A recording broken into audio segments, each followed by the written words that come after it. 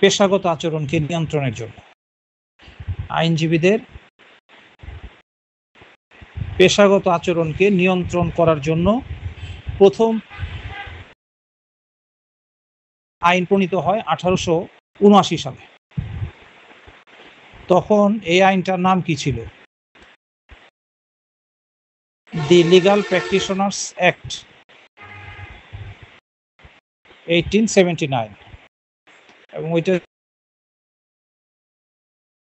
80 সালের 18 নম্বর আইন, act number 18। একটু জেনে রাখবেন, তাহলে পড়ায় কোনো ফাঁকি থাকবে না।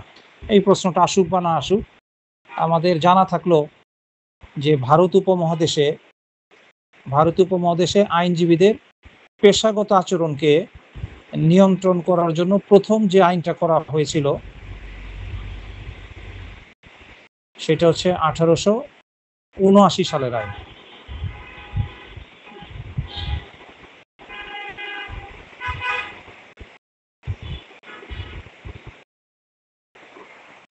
এরপর পরবর্তীতে 1926 সালে the Indian bar council act 1926 এটা পাশ করা হয়। পরবর্তীতে যখন ভারত বিভক্তি হয় 1947 সালে, আপনারা জানেন, ভারত বিভক্তি হওয়ার পরে 1965 সালে প্রণীত হয় legal practitioners and bar council act 1965। এরপর যখন বাংলাদেশ স্বাধীন হয়, তখন বাংলাদেশ স্বাধীন হওয়ার পর 1972 সালে, 71 সালে দেশ স্বাধীন হয়, আর 72 সালে প্রণীত হয় the Bangladesh legal practitioners and bar council order 1972। তাহলে আমরা ইতিহাসটা আলোচনা করে দিলাম। ইতিহাসটা কোনো বই পাবেন না আমার মনে হয়, না থাকলেও আমরা আমাদের দায়িত্বে এটা দেওয়ার চেষ্টা করলাম যে এই আইনটা কিভাবে আসলো। 1879 সালে কিন্তু আইনজীবীদের পেশাগত আচরণকে নিয়ন্ত্রণ করার জন্য সর্বপ্রথম একটা আইনের ভিত্তি রচিত হয়। সেই আইনটার কি নাম ছিল? এরপর 1926, 1965, সর্বশেষ 1972। এই আইনের নামটা কিন্তু মুখস্থ করে ফেলতে হবে, the Bangladesh legal practitioners and bar council order 1972। এটা বারবার বিভিন্ন জায়গায় লাগবে, ভাইবা পর্যন্ত, এমসিকিউ, লিখিত ভাইবা। এই জন্য 11 বার পড়ে কমপক্ষে 7 বার না দেখে লিখে ফেলবেন, the Bangladesh legal practitioners and bar council order 1972। এখন আজকে কিন্তু আমাদের আলোচনার বিষয় হচ্ছে the Bangladesh legal practitioners and bar council order 1972, এই আইনটার পরিচিতি। এই আইনের পরিচিতিটা আমরা আজকে দেখার চেষ্টা করব।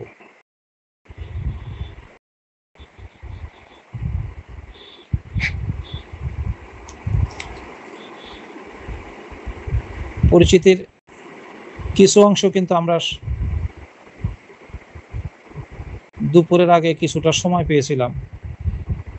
এই সময় পাওয়া মাত্রই কিন্তু আমি এটা আপনাদের গ্রুপে পাঠিয়ে দিয়ে রেখেছিলাম। এটা পড়ার স্বার্থে এখন আবার পাঠাচ্ছি, দেখেন পেয়েছেন কিনা দেখেন। The Bangladesh legal practitioners and bar council orders, এখানে একটা এস বেশি হয়ে গিয়েছে, অর্ডার শিরোনামে দেখেন অর্ডার 1972 এর সংক্ষিপ্ত বর্ণনা। এই সংক্ষিপ্ত বর্ণনা থেকে কিন্তু আপনাদের নানা ধরনের এমসিকিউ আসতে পারে, পরবর্তীতে যখন লিখিত দিবেন সেইখানেও কাজে লাগতে পারে, আবার ভাইভাতেও জিজ্ঞাসাবাদ করতে পারে। অর্থাৎ 3টা পর্বের পরীক্ষার 3টাতেই কাজে লাগতে পারে, অথবা একটাতে তো অবশ্যই কাজে লাগবে আজকের এই আলোচনাটা। তাহলে বাংলাদেশ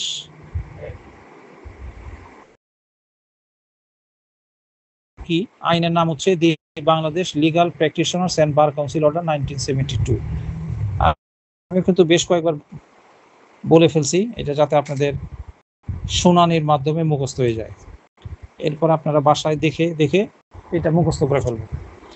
এরপর এটার আদেশ নং হলো 46। এটা অনেক সময় প্রশ্ন আসে পরীক্ষায় যে এই বার কাউন্সিল অর্ডার 1972 এটা কত নম্বর আদেশ? 3টা ভুল দিবে, একটা সঠিক দিবে, সেটা হচ্ছে 46 নম্বর আদেশ। আর এটা কিন্তু 1972 সালের 46 নং রাষ্ট্রপতির আদেশ। এটা অনেক সময় প্রশ্ন করতে পারে যে 46 নং আদেশ এটা কার আদেশ? কতে দিল পার্লামেন্টের আদেশ, কতে দিল প্রধানমন্ত্রীর আদেশ, সরকারের আদেশ, অর্থাৎ ভুল নানান ধরনেরই দিতে পারে। ভুল কি দেবে সেটা আমরা বলতে পারবো না, তবে সঠিক একটাই, সেটা হলো রাষ্ট্রপতির আদেশ।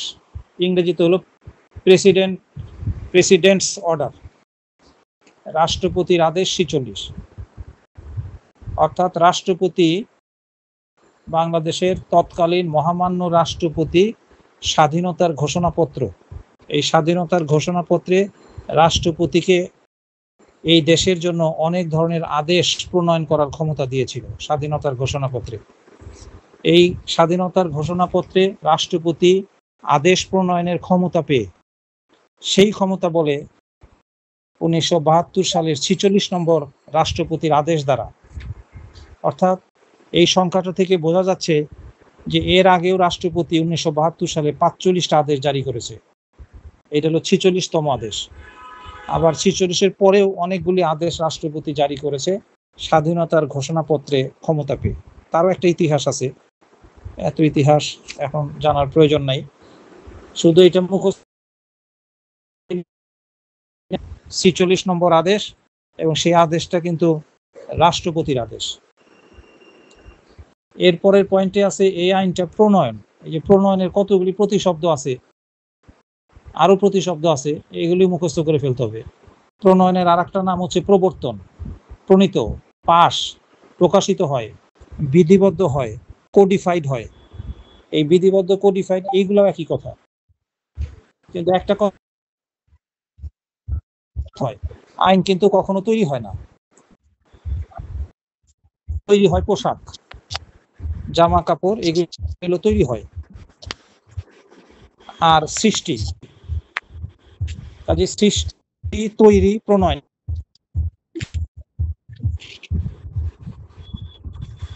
কিন্তু সব জায়গায় সবকিছু বলা যাবে না। আইন কখনো প্রস্তুত হয়, এই প্রস্তুত হয় এই কথাটা বলবো না, তৈরি হয় এই কথাটা বলবো না, সৃষ্টি হয় এই কথাটা বলবো না। বলতে হবে প্রণয়ন হয়, প্রবর্তন হয়, প্রণীত হয়, পাস হয়, প্রকাশিত হয়, বিধিবদ্ধ হয় বা কোডিফাইড হয়। এই দুইটা শব্দ সংযুক্ত করে দিচ্ছি, এই শব্দগুলো কিন্তু কাজে লাগবে। আর নাহলে আপনি পড়ে গেলেন যে বার কাউন্সিল আদেশ এটা কত তারিখে প্রণয়ন হয়, তাইলে আপনি বলতে পারবেন 18 মে 1972, কিন্তু যদি বলে এটা কোডিফাইড হয় কবে, তাহলে কোডিফাইড যদি না বুঝেন তাহলে তো এটার উত্তর দেওয়া কঠিন হবে। আরো দুটো প্রতিশব্দ আমি যোগ করে দিলাম, একটা হলো বিধিবদ্ধ, আর একটা হচ্ছে কোডিফাইড।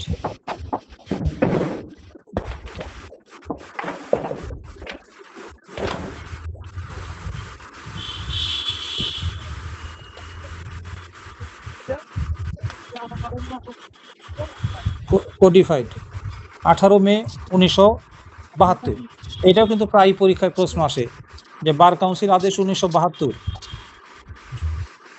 এই আইনটা বা আদেশটা কত তারিখে প্রণয়ন হয়, তাহলে বলতে হবে 18 মে 1972। তারপরে আর একটা প্রশ্ন আসতে পারে, এই আইনটা কার্যকর বা বলবৎ হয় কবে? দি বাংলাদেশ লিগাল প্র্যাকটিশনার্স, এই আদেশটা কত তারিখে কার্যকর বা বলবৎ হয়?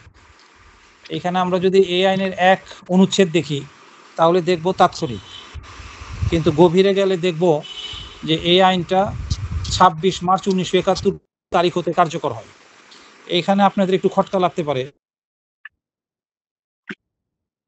সাধারণত জানি যে আইন প্রণয়ন হওয়ার তারিখ থেকে অন্তত পক্ষে 3, 4, 5, 6 মাস পরে এটা কার্যকর হয়, অর্থাৎ প্রণয়ন আগে কার্যকর পরে। কিন্তু এই জায়গায় আমরা খেয়াল করে দেখেন 18 মে 1972 হইল এটা প্রণয়ন, আর কার্যকর হইল 26 মার্চ 1971। তাইলে জন্মের আগে মৃত্যু, আমরা যদি বলি মৃত্যুর তারিখ আগে জন্মের তারিখ পরে, তাহলে তো একটা খটকা লাগতেই পারে। সাধারণত তো আমরা জানি যে জন্ম আগে হবে তারপরে মৃত্যু, তাহলে আগে সাধারণত কার্যকর পরে হয়, কারণ এই আইনটা গেজেট আকারে আগে জনসাধারণের মধ্যে বিতরণ করতে হবে। আইনজীবীরা, বিচারক এই গেজেটগুলি পেয়ে তারপরে তারা পড়াশোনা করে জ্ঞান অর্জন করবে, তারপরে সেগুলো দিয়ে মামলা মোকদ্দমা পরিচালনা করবে। এই কারণে কার্যকর হয় পরে, কিন্তু এই আইনের কার্যকারিতা কিন্তু 26 মার্চ 1971, প্রণয়ন হইল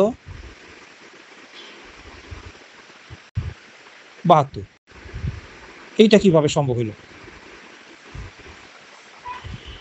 এটা সম্ভব হইল যে আপনাদের সুযোগ থাকলে একটা বই কিনে ফেলবেন, সেই বইটার নাম হচ্ছে পার্লামেন্টারি শব্দকোষ। যদি ভবিষ্যতে পার্লামেন্টের এমপি, মন্ত্রী হন, তাহলে এই পার্লামেন্টারি শব্দকোষ এটা লাগবে। ওইখানে একটা শব্দ আছে x post facto legislation. X post facto legislation মানে আইনের ভূতাপেক্ষ কার্যকারিতা। সরকার বা পার্লামেন্ট ইচ্ছা করলে আজকে একটা আইন করে এর কার্যকারিতা আরও গত কয়েক মাস আগে থেকেও দেখাইতে পারে। এই ক্ষমতা পার্লামেন্টের আছে।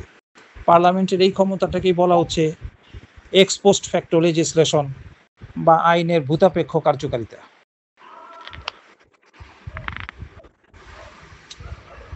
তাহলে এই যে এক্স পোস্ট ফ্যাক্টো লেজিসলেশন, এই ক্ষমতা বলেই কিন্তু পার্লামেন্ট বা ওই সময় রাষ্ট্রপতি আদেশের মাধ্যমে এই আইনের ভূতাপেক্ষ কার্যকারিতাটা দেখাইলেন, যে আইনটা প্রণয়ন হচ্ছে 18 মে 1972, কিন্তু সেটা কার্যকারিতা বা এনফোর্সমেন্ট দেখানো হইল আগের বছর 1971-এর 26 মার্চ, স্বাধীনতা দিবসে। তাহলে এটা কিন্তু বেআইনি হয় নাই, বরং ওই এক্স পোস্ট ফ্যাক্টো লেজিসলেশনের ক্ষমতা বলে সেটার বৈধতা দেওয়া হয়েছে, এই সুযোগ আছে। এরপরে বার কাউন্সিল আদেশ 1972, এটার পুরা নামটা কিন্তু the Bangladesh legal practitioners and bar council order 1972, আর সংক্ষিপ্ত নাম হলো বার কাউন্সিল অর্ডার 1972। সবসময় কিন্তু বড় নাম বলা যায় না। আমার পুরা নাম হচ্ছে মোহাম্মদ আতিকুর রহমান লিটন, সবসময় কি এরকম ভাবে বলবেন যে মোহাম্মদ আতিকুর রহমান লিটন? সংক্ষেপে বললেই হবে লিটন স্যার। তাহলে বার কাউন্সিল আদেশের পুরা নামটা হচ্ছে the Bangladesh legal practitioners and bar council order 1972, আর সংক্ষিপ্ত নাম হলো বাংলাদেশ বার কাউন্সিল আদেশ। বাংলাদেশ বার কাউন্সিল আদেশ 1972। এখানে কয়টা অনুচ্ছেদ আছে তানিয়া আক্তার? বার কাউন্সিল আদেশ 1972, এইখানে কয়টা আদেশ?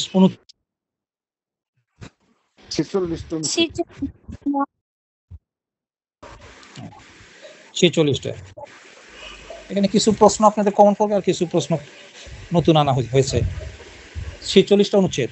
আর এখানে সতর্কতা হচ্ছে যে এই বার কাউন্সিল আদেশ 1972, এইখানে এই 46টা আমাকে অনুচ্ছেদই বলতে হবে। এইখানে আমি 46টি ধারা, এই ধারা বলতে পারবো না। 46টা আদেশ এটা বলতে পারবো না। 46টা বিধি এটাও বলতে পারবো না।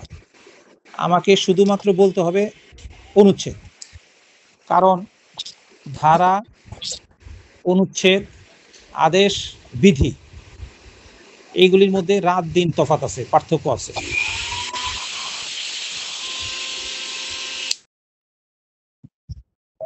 এই জন্য আমাকে অনুচ্ছেদই বলতে হবে।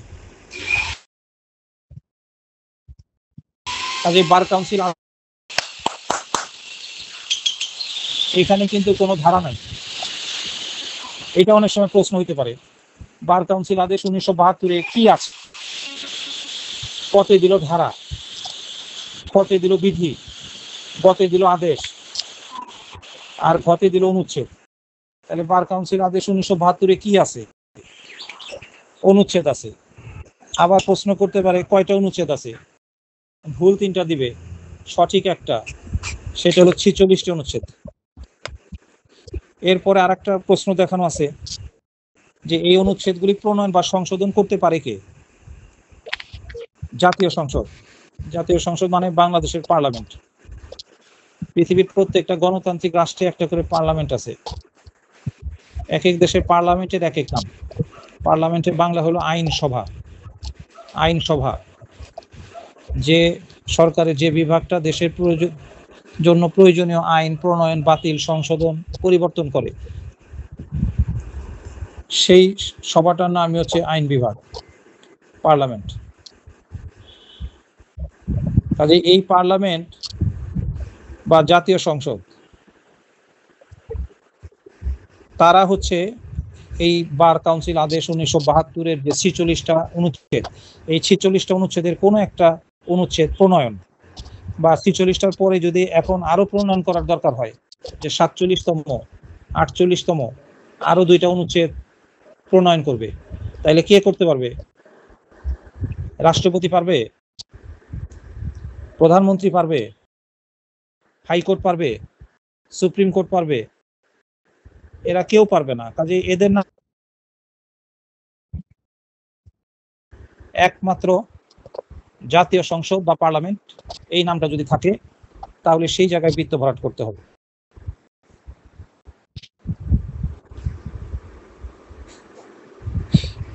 এরপরে হচ্ছে পরীক্ষার জন্য গুরুত্বপূর্ণ অনুচ্ছেদ। তাহলে বার কাউন্সিল আদেশে বার কাউন্সিল আদেশ 1972, এখানে কয়টা ধারা আছে? তানি আক্তার বলেন, কয়টা ধারা আছে?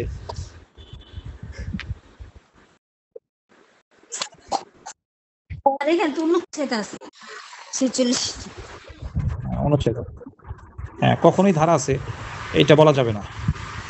এইটাই আপনাকে জাস্টিফাই করে দেখলাম। কখনোই আমরা ধারা বলবো না, আমি বললেও বলবেন না, আমার চেয়ে ছোট বড় জ্ঞানী কেউ বললেও তার কথাও মানা যাবে না। আইনের ক্ষেত্রে একমাত্র নিজে আইন পড়ে যে জ্ঞানটা অর্জন করছেন, এর বাইরে কোনো চিন্তা করা যাবে না,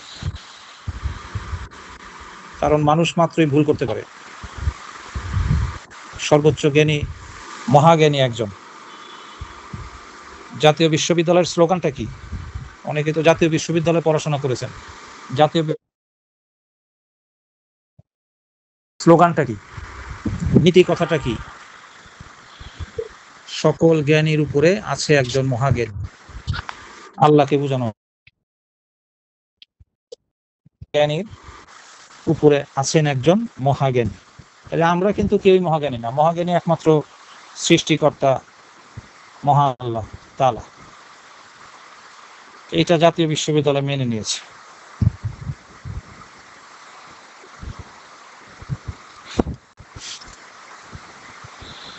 এখন আজকে ক্লাসের শেষ অংশে আমরা চলে আসছি। শেষ অংশে আমরা দেখব পরীক্ষার জন্য গুরুত্বপূর্ণ অনুচ্ছেদ কয়টা। আমাদেরকে কি 46টা অনুচ্ছেদই পড়তে হবে না কয়টা অনুচ্ছেদ পড়তে হবে?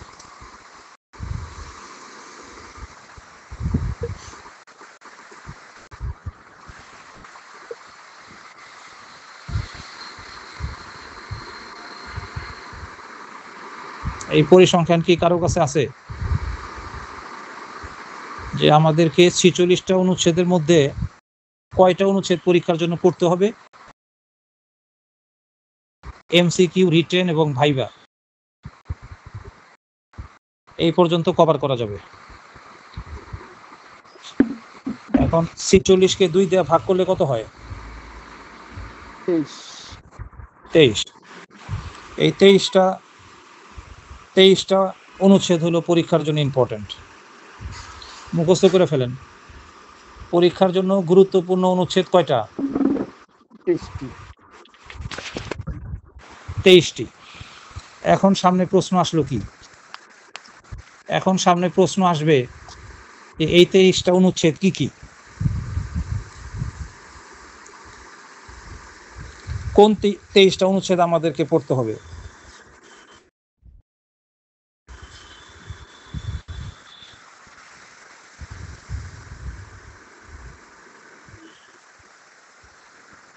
এটা জানার পরে আজকে আমরা যা পড়িয়ে দিলাম, শুরু থেকে শেষ পর্যন্ত যা পড়িয়েছি, আইনজীবীদের পেশাগত আচরণের জন্য বাংলাদেশ বার কাউন্সিল আদেশ 1972, কিন্তু সেই আইনটা কোত্থেকে আসলো? প্রথম 1879 সালে ভারত উপমহাদেশে প্রথম, এরপরে 1965, এরপরে 1972 বার কাউন্সিল আদেশ 1972। এখন এইখানে 46টা অনুচ্ছেদ,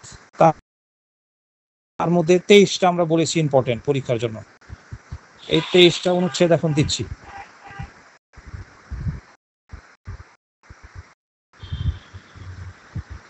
আপনাদের কাজ হবে আজকে থেকে কালকে সারাদিন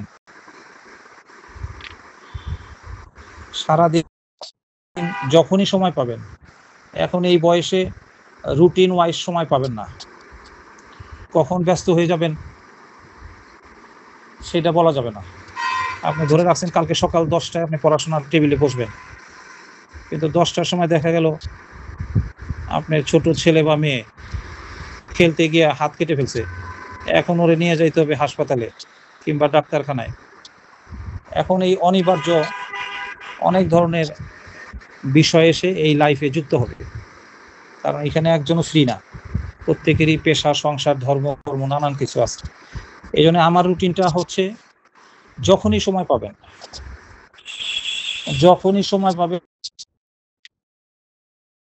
করবেন।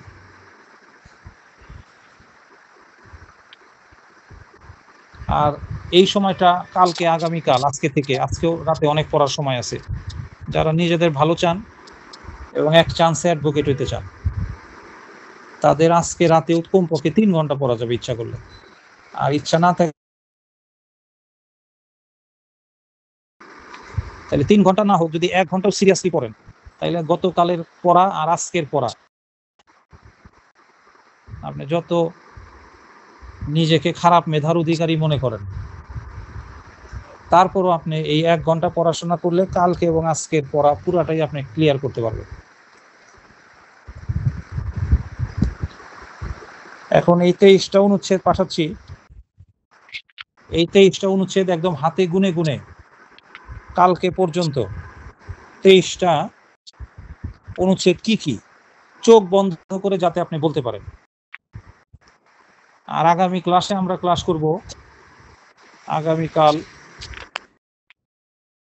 বৃহস্পতিবার আমরা ক্লাস করব এই 23টা অনুচ্ছেদে কি আছে,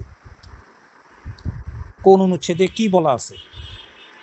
বইয়ে একটু কঠিন করেই বলা থাকে, কারণ বইয়ের ভাষা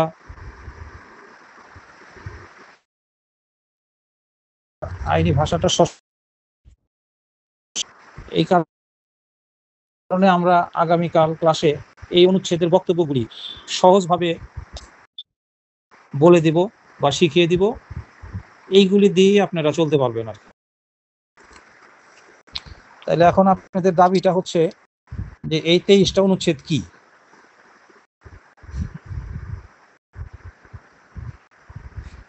23টা অনুচ্ছেদ চলে আসছে, দেখেন। তানিয়া আক্তার কে? তানিয়া এই গ্রুপে 3 জন হয়ে গিয়েছে। একজন তানিয়া হলো লালবাগ, একজন তানিয়া হলো বরিশাল, তার পাশে দেখবেন বি লেখা আছে, বরিশাল থেকে একজন ক্লাস করে। আর একজন আছে তানিয়া ব্র্যাকেটে কে, কে মানে হলো আমারই প্রিয় ছাত্র কামরুজ্জামান। এটা আমি মনে রাখার জন্য কে দিয়ে রাখছি আর কি, কেটা থাকলে আমি বুঝতে পারবো হলো আমার প্রিয় ছাত্র অ্যাডভোকেট কামরুজ্জামান সাহেবের ওয়াইফ। তাহলে কামরুজ্জামান সাহেবের ওয়াইফ তানিয়া আক্তার এখন কষ্ট করে এই 23টা অনুচ্ছেদ একটু পাঠ করেন আর সবাই শুনেন। 23টা অনুচ্ছেদ কি কি? 4 পরীক্ষার জন্য বেশ গুরুত্বপূর্ণ অনুচ্ছেদ সমূহ।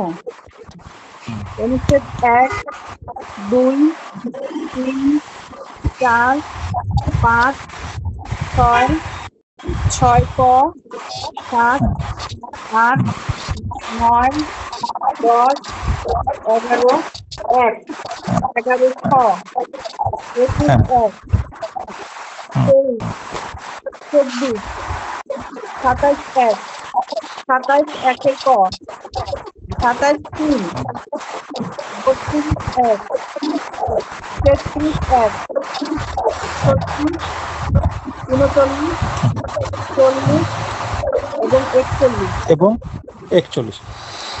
এই 23টা এখানে হয়তো অনেকে হিসাব মিলাইতে পারবে না, হিসাবটা আমি একটু মিলিয়ে দিচ্ছি, তারপরে এগুলা কিভাবে সহজে মুখস্থ রাখবো সেটা একটু বলে দিচ্ছি। এই 23টা অনুচ্ছেদ আমাকে অবশ্যই মনে রাখতে হবে। তাইলে এইখানে এই যে 6ক, এই 6কটা কিন্তু একটা অনুচ্ছেদ হিসাবে ধরতে হবে, পৃথক অনুচ্ছেদ।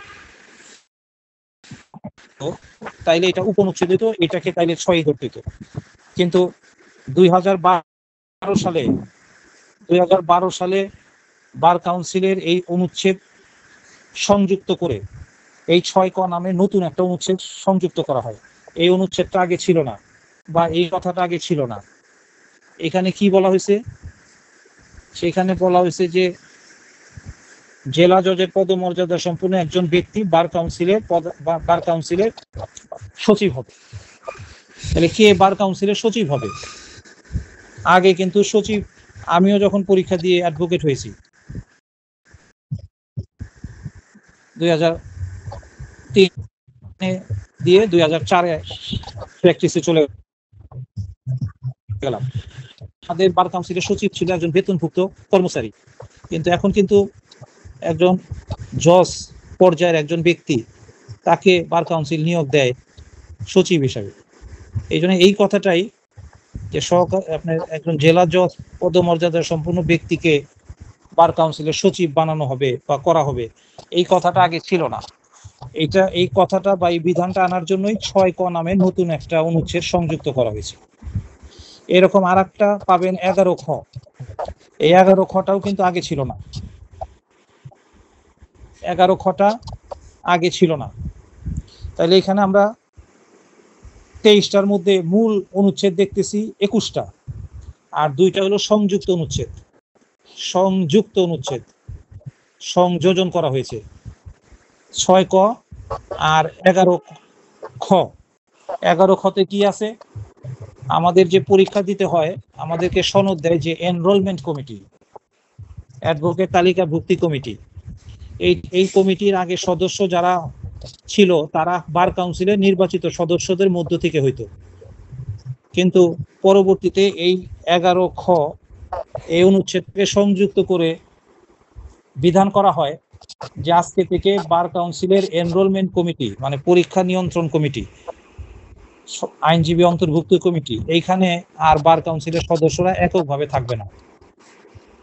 এখন আপিল বিভাগের বিচারপতিদের মধ্যে একজন থাকে, তারপরে পদাধিকার বলে অ্যাটর্নি জেনারেল থাকে, হাইকোর্ট বিভাগের বিচারপতিদের মধ্যে একজন থাকে, বার কাউন্সিলের 2 জন সদস্য থাকে। এইভাবে 5 জনকে নিয়ে বর্তমানে এনরোলমেন্ট কমিটি গঠিত। এটা করার কারণ হলো যাতে পরীক্ষায় কোনো দুর্নীতি না হয়। এখন বার কাউন্সিলের কমিটিতে সবাই বিএনপি রাজি, কিন্তু কয়েকদিন আগে আওয়ামী লীগের ওরা ছিল নির্বাচিত। তাইলে আগে স্বজনপ্রীতি হইতো, এই স্বজনপ্রীতি যাতে না হয়, দলীয় স্বজনপ্রীতি, এই কারণে এখন attorney general, supreme court, appeal বিভাগ এবং হাইকোর্ট বিভাগের বিচারপতি তারাও এই কমিটির মধ্যে চলে আসছে। এই বিধানটা আনার জন্যই 11খ এই অনুচ্ছেদটাকে বার কাউন্সিল আদেশ 1972-এ সংযুক্ত করা। এই জন্য 11টা পৃথক অনুচ্ছেদ হিসাবে কাউন্ট হবে, আর 6কটাও একটা পৃথক অনুচ্ছেদ হিসাবে কাউন্ট হবে। আর কমে যাবে হলো এই যে 27-এর মধ্যে দেখেন 3টা আছে, এটা কিন্তু একটাই ধরতে হবে। 27 এক আছে দেখেন, 27 1 ক আছে, 27 3 আছে, আবার 32-এর 1 33 এরকম আছে, 1 2 এরকম করে দিছি কেন আমি? কারণ 32 অনুচ্ছেদ পুরাটা আপনি পড়তে হবে না পরীক্ষার জন্য। 32-এ অনেকগুলো উপনুচ্ছেদ আছে, শুধু আপনার পরীক্ষার জন্য পড়তে হবে 32-এর 1। 32-এর 2 3 4 5 এগুলি পড়ার কোনো প্রয়োজনীয়তা নাই। 33-এরও 1 পড়তে হবে, 33-এর 2 3 পড়ার কোনো দরকার নাই। 27-এর 1 পড়তে হবে, 27-এর 2 পড়ার দরকার নাই, কিন্তু 1 ক পড়তে হবে। আবার 27-এর 3 পড়তে হবে, কিন্তু 27-এর 4 5 যদি থাকে এগুলি পড়ার দরকার নাই। 21 অনুচ্ছেদের শুধু একটা পড়তে হবে, 21 1। 11 অনুচ্ছেদ থেকে একটা পড়তে হবে, 11-র 1। এই কারণে এখানে ব্র্যাকেটে 1 2 দেখানো আছে। এইভাবে হিসাব করে দেখেন 23টাই হবে আর কি। বিভ্রান্ত যাতে না হন,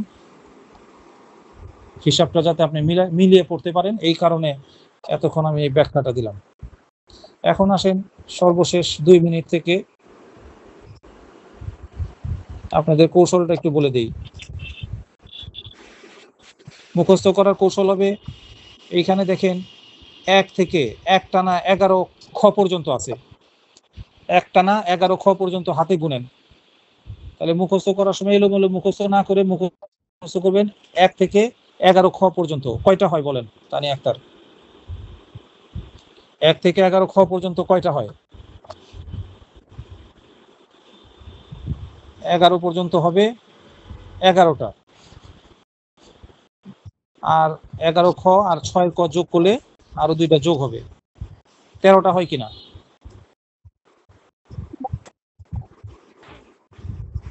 13টা। তাহলে 23টার মধ্যে 13টা তো একটা কৌশল দিয়ে মুখস্থ করা যায়, যে 1 থেকে 11 খ পর্যন্ত, 1 থেকে 11 খ পর্যন্ত অতিরিক্ত হলো 6 ক। এইভাবে মুখস্থ করেন, 1 থেকে 11 খ অতিরিক্ত হলো 6 ক, তাহলে 13টা পাওয়া যাবে। 13টা আপনারা যদি এইভাবে মুখস্থ করেন 1 2 3 4 5, এরকম কি ছোট বয়স আছে এখন? 1 2 তো আমরা ছোট ক্লাসে শিখেছি, এখন আর 1 2 শেখার দরকার নাই। এখন আমরা একবারে মুখস্থ করে ফেলবো 1 থেকে 11 খ পর্যন্ত 6 ক অতিরিক্ত হিসাবে 13টা, আর থাকে 10টা। এই 10টা কিভাবে মুখস্থ করবেন? শেষের 3টা একবারে নিয়ে যান, 39 40 41, 39 40 41। তাহলে আগে মুখস্থ করবেন 1 থেকে 11 খ পর্যন্ত 13টা, তারপর মুখস্থ করবেন আর 3টা, 39 40 41। তাইলে 16টা আমি মুখস্থ করিয়ে দিলাম, আর তো থাকেই কয়েকটা। এখন এই কয়েকটাকে এখন একটা ভাগ করতে হবে। সেই ভাগটা হলো 2 এর ঘরে কয়টা আছে আর 3 এর সংখ্যায় কয়টা আছে। দেখেন 2 এর সংখ্যায় আছে 21 23 24 27, 21 23 24 27। 2 এর ঘরে কিন্তু 4টা আছে, 21 23 24 27। তা নিয়ে একটা লাল বাত, আপনি বলেন 3 এর ঘরে কয়টা আছে?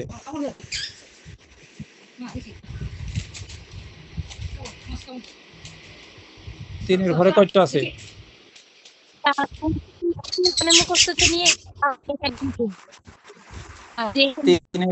3 এর ঘরে আছে 39 40 41 বাদ দিয়ে 3 এর ঘরে আছে 3টা, 39 40 41 তো একসাথে নিয়ে গেলাম। বা আর একটা কাজ করতে পারেন, আপনি 40 41 নিলেন আর 3 এর ঘরে 4টা নেন। তাহলে আমরা এইভাবে মুখস্থ করি, 1 থেকে 11 খ পর্যন্ত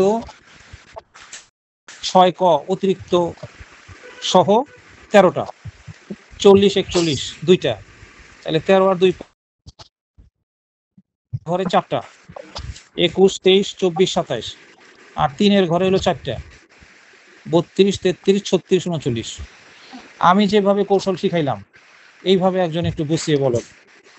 আমি কিন্তু কথা বুঝিয়ে বলতে পারি না। আপনার একটু গুছিয়ে বলেন। এই 23টা অনুচ্ছেদ কম না কিন্তু। এখন আপনি যতই আত্মবিশ্বাস কাজ করুন যে এইগুলো আমি মনে রাখতে পারবো, কিন্তু ভুলে যাওয়ার প্রবণতা থাকবে যখন অন্যান্য সাবজেক্ট করবেন। আরো তো 6টা সাবজেক্ট আছে, ওইগুলির চাপে কিন্তু এগুলি থাকবে না। এই জন্য বিজ্ঞানের যুগে পৃথিবীটাকে ছোট করে ফেলতে হবে। আগে মানুষ হজে যাইতো জাহাজে করে বছরের পর বছর, এখন বিমানে করে যায় 5-6 ঘন্টার মধ্যে। এরপর আরো কিছু আসতেছে, আধা ঘন্টার মধ্যে আপনি হজে চলে যেতে পারবেন।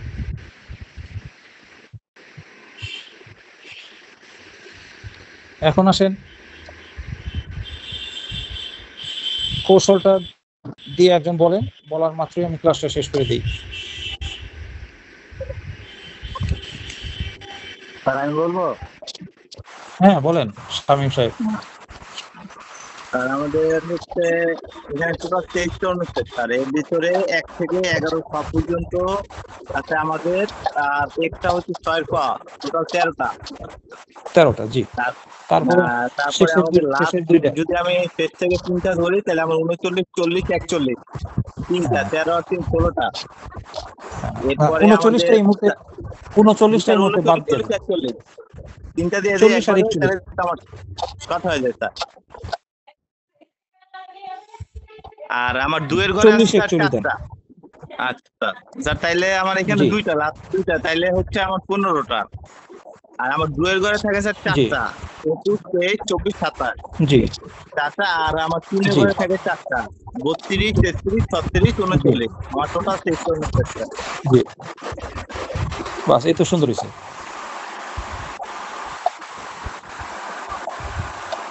তাইলে মনে রাখার জন্য পাই না, তাহলে না আরো বেটার কিছু দিতে পারতাম। তারপর গবেষণা করি। আপনি নিজেও পড়ার সময় খালি বোকার মতন পড়বেনই না। আইনের পড়া কিন্তু অনেক, অ্যাডভোকেটশিপের পড়া অনেক। আর যখন অ্যাডভোকেট হয়ে যাবেন তখন যে কত পড়া, এটা আপনার কল্পনার মধ্যে এখনো আসেনি। তাইলে এই অকল্পনীয় বিষয়টাকে যদি বাস্তবে নিয়ে আসতে চান তাহলে কৌশল। এই জন্য অ্যাডভোকেটের আর একটা নাম হলো কৌশলী। অ্যাডভোকেটের অনেকগুলা প্রতিশব্দ আছে। আইনজীবী আর একটা নাম হলো কৌশলী। তো যেহেতু আইনজীবীর একটা নাম কৌশলী, এই জন্য কৌশল দিয়ে আপনাকে পড়াশোনাটা করতে হবে। এই 23টা অনুচ্ছেদ বিচ্ছিন্নভাবে মনে রাখলে একটু মনে রাখাটা কঠিন হইতো বা ভুলে যাওয়ার প্রবণতাটা বেশি দেখা দিত। কিন্তু আমি একটা ছোট কৌশল বলাতে এখন মুখস্থ করা বা মুখস্থ করার চেয়ে যেটা বেশি জরুরি সেটা হলো মুখস্থ রাখা। স্বাধীনতা অর্জনের চেয়ে স্বাধীনতাকে ধরে রাখা কঠিন। এই যে জুলাই, এটাকে কি আমরা ধরে রাখতে পারছি? এত কিছুর বিনিময়ে নিয়ে আসলাম দ্বিতীয় স্বাধীনতা, ধরে রাখতে পারলাম না। তাহলে এই ধরে রাখাটা কিন্তু আসল বিষয়। 100% জনপ্রিয়তা নিয়ে এখন কত পার্সেন্ট আছে? এগুলোর জন্য দায়ী কারা? ওনারা নিজেরাই। কিন্তু আওয়ামী লীগের পরিণতির জন্য আওয়ামী লীগই দায়ী। পরিণতির জন্য কিন্তু দায়ী হয় না, যার যার পরিণতি। এটা এই কারণে তো ছোটবেলা আমরা পড়াশোনা করেছি যাতে আমরা জীবনকে ওইভাবে সাজাইতে পারি। কাজে যারা এক চান্সে অ্যাডভোকেট হইতে চান তারা যেমন কর্ম করবেন তেমন ফল পাবেন। তাহলে এই 23টা অনুচ্ছেদ 4টা ভাঙা দিয়ে মুখস্থ করব। শামীম সাহেব কিন্তু অনেক দূর থেকে এই ধারণাটাই দেওয়ার চেষ্টা করেছে। 4টা স্টেজে আমরা নিয়ে যাব। প্রথমে আমরা নিব হলো অনুচ্ছেদ 1 হতে 11 খ পর্যন্ত। কয়টা হয়? 13টা। এখন আর 6 ক আর মুখস্থ করতে হবে না আপনাদের। 6 ক জীবনে একবার মুখস্থ করলেই হবে। তাহলে 4টা স্টেজে আমরা এটা নিয়ে যাব। প্রথম স্টেজ হলো অনুচ্ছেদ 1 হতে 11 খ। দ্বিতীয় স্টেজও বলেছে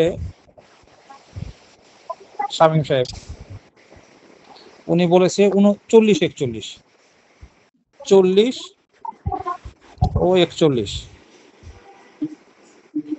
3 নম্বরে কি বলেছেন শামীম সাহেব? 2 এর ঘরে 3 নাকি? নম্বরে স্যার আমরা 2 এর ঘরে বলছি স্যার 4টা, 21 23 24 27। 24 ও 27। 4 এর ঘরে কয়টা বলছেন? 3 এর ঘরে? তার 3 এর ঘরে 4টা, কি কি বলেন 32 তো? 33 36 39।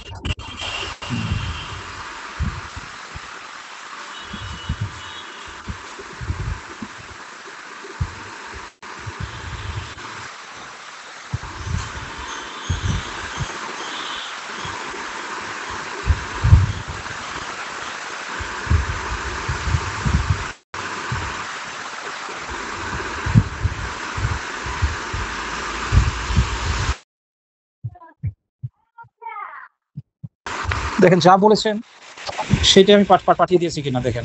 শামীম সাহেবের বক্তব্যটাই কিন্তু আমি পাঠিয়ে দিয়েছি।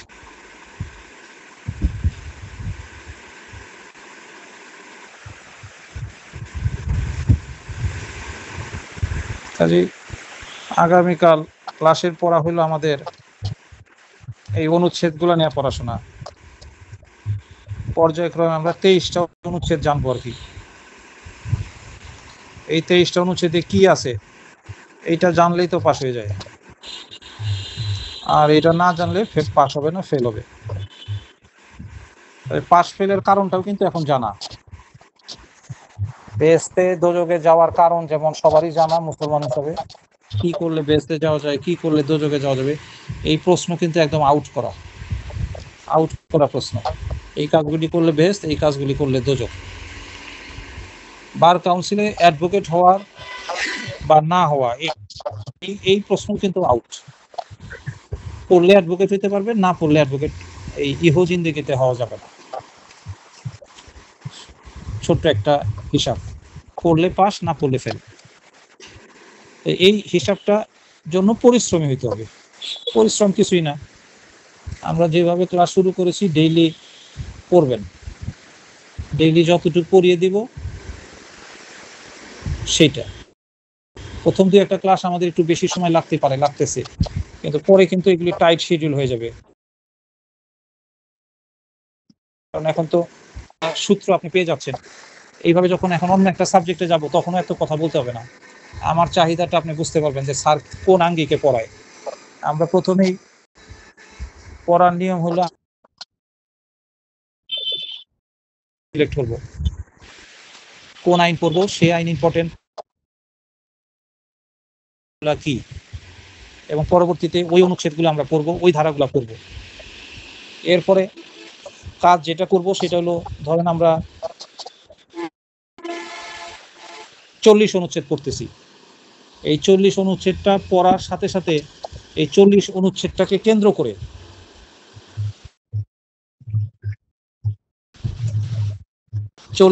আসতে পারে এই এমসিকিউ এর তালিকাটা দিয়ে দিব। এরপরে ধরেন আমরা 41 অনুচ্ছেদ পড়লাম। 41 অনুচ্ছেদ এটার বেসিকটা দেওয়ার পরে এই 41 অনুচ্ছেদের উপরে কি ধরনের এমসিকিউ আসতে পারে বা আসে সেই একটা তালিকা দিলাম। ধরেন আমরা 11 খ অনুচ্ছেদ পড়লাম। এই 11 খ অনুচ্ছেদে প্রথমে আমরা একটু পড়াশোনা করলাম, বেসিক নিলাম, 11 খতে কি বলা আছে, কি বিধান আছে। এইটা জানার পরে আমরা কি কাজ করব, এই 11 খ অনুচ্ছেদটাকে অ্যানালাইসিস করলে বা বিশ্লেষণ করলে, অথবা বিশ্লেষণ কথাটা অনেকে বুঝতে পারেন না। বিশ্লেষণ কথার অর্থ হইল যে এই যে মশলা ভাঙানোর মেশিন দেখছেন কিনা, যেখানে হলুদ মরিচ ধনে এগুলা ভাঙায়, দেখবেন ধনে মরিচ হলুদ এগুলা দেওয়ার পরে এগুলার একদম পাউডার হয়ে বের হয়। এইটাই বিশ্লেষণ, যে আমরা 11 খ ধারাটাকে 11 খ ধারাটাকে আমরা এরকম আইনের একটা মেশিনে দিয়ে দিব। এই মেশিনে দেওয়ার পরে এই ধারাটাকে বিশ্লেষণ করলে যে এমসিকিউ গুলি বের হবে, প্রশ্নগুলা বের হবে, বা যে ভাইবার প্রশ্নগুলা বের হবে, এইগুলি পড়াশোনা করলেই তো আমাদের জন্য যথেষ্ট আর কি। আমার বক্তব্য বলে একটাই, ভাঙানোর পরে যত প্রশ্ন পাওয়া যাবে এর একটা প্রশ্ন কম পড়া যাবে না।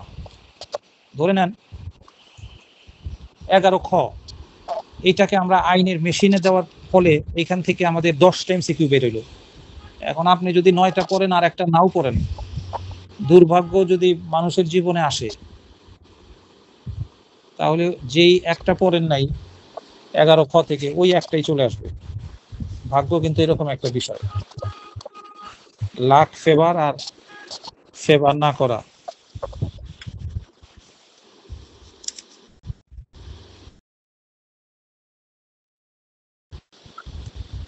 এই অনুচ্ছেদগুলা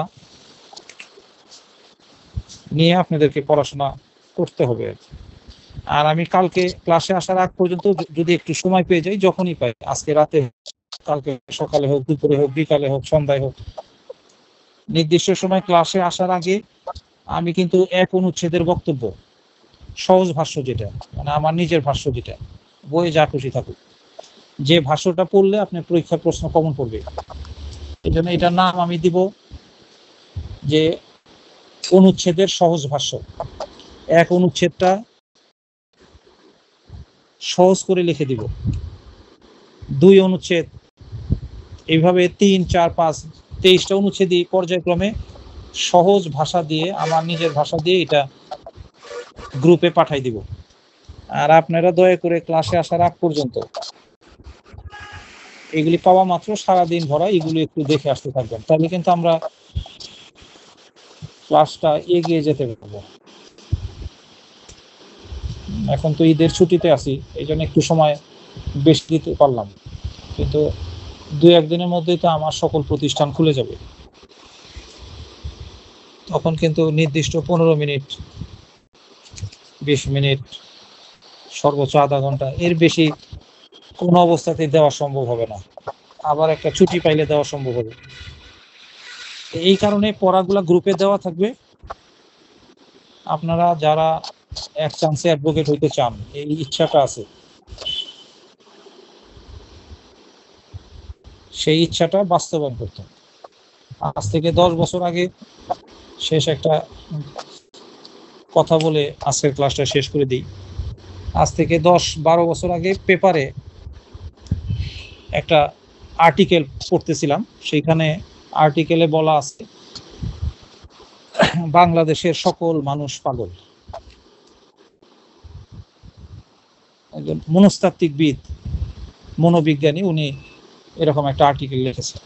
আর্টিকেলের একটা লাইনে এরকম ছিল, বাংলাদেশের সকল লোক পাগল। তো সঙ্গত কারণে আমি অসন্তুষ্ট হইলাম প্রাথমিকভাবে, ভিতরে না পড়ে শিরোনাম দেখে, তাইলে তো এই পাগলের তালিকায় আমিও পড়েছি। আমি নিজেও পাগলের তালিকায় পড়লাম, সকল মানুষ পাগল যদি হয় বাংলাদেশের। কিন্তু ভিতরে গিয়ে দেখছি যে উনি যা বলছে আসলে সবাই পাগল কম বেশি। ওনার ব্যাখ্যাটা সংক্ষেপে বলি, তাইলে আমাদের আজকে থেকে পাগল হওয়া যাবে না। আমরা একজন সুস্থ ছাত্র হিসাবে, সুস্থ স্বাভাবিক ছাত্র হিসাবে পড়াশোনা করব। এই থিওরিটা আপনি পাবেন না। এখানে ওনার ব্যাখ্যাটা ছিল যে বাংলাদেশের প্রত্যেকটা মানুষেরই চাওয়া এবং পাওয়ার মাঝে পার্থক্য থাকে। ধরেন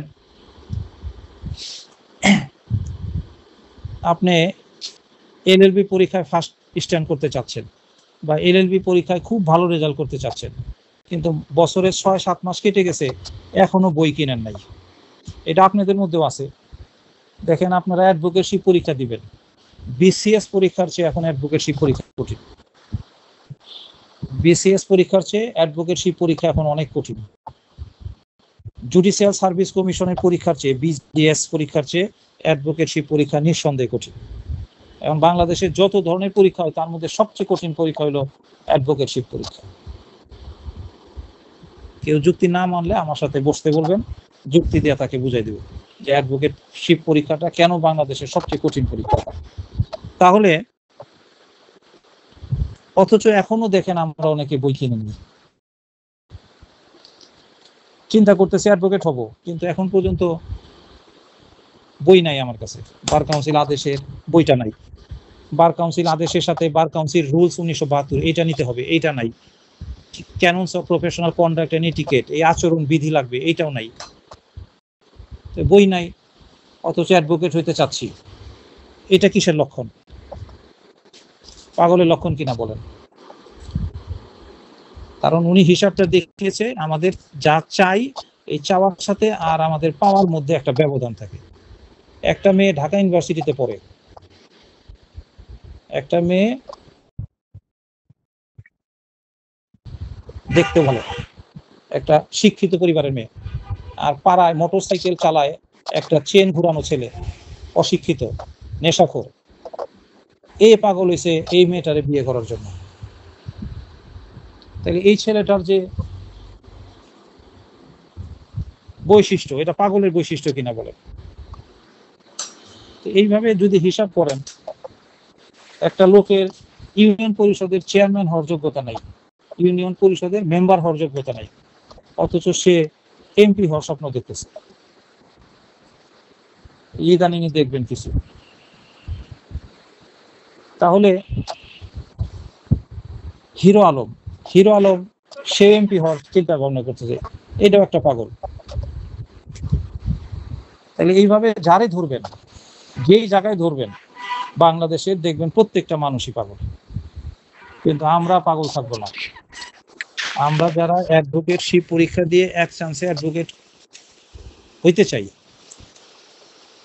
তাদেরকে নিয়মিত পড়াশোনা করতে হবে। আমিও চেষ্টা করতেছি ঈদের পর থেকে, ছুটি কাটার পর থেকে শর্ট টাইমে চলে আসবো, কিন্তু প্রতিদিন আসবো ইনশাল্লাহ।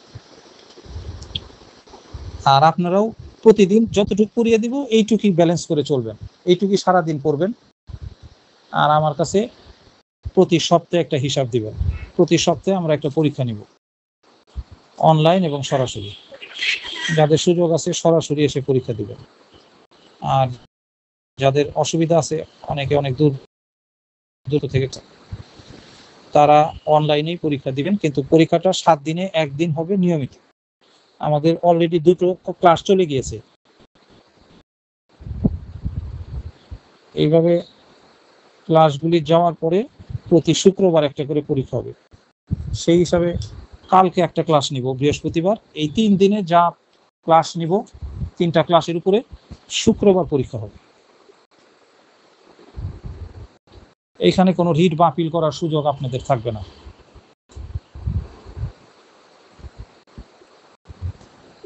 সবাই ভালো থাকেন, সুস্থ থাকেন। আর একটা কাজ একজন করার চেষ্টা করেন, সেটা হলো উপস্থিতি। যেগুলো ফাঁকিবাজ ছাত্র, সেগুলোর নাম কেটে দেওয়া হবে। কারণ এরা যদি পরীক্ষায় খারাপ করে, উপস্থিত না থেকে, অথচ আমার তালিকায় থাকে, তাহলে এরা কিন্তু আমার যথেষ্ট বদনাম নিয়ে আসবে। একদিন পড়লেও তো সে আমার ছাত্রছাত্রী। তখন পরীক্ষা খারাপ করে করার পরে যখন জিজ্ঞাসা করবে যে তুমি কার কাছে পড়ছো, তখন কিন্তু সে বলবে যে লিটন স্যারের